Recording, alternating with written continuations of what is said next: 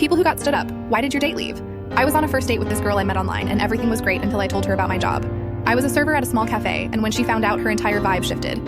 She kind of rolled her eyes and sarcastically said, "Oh, so you're not really ambitious." I laughed it off, thinking she was joking.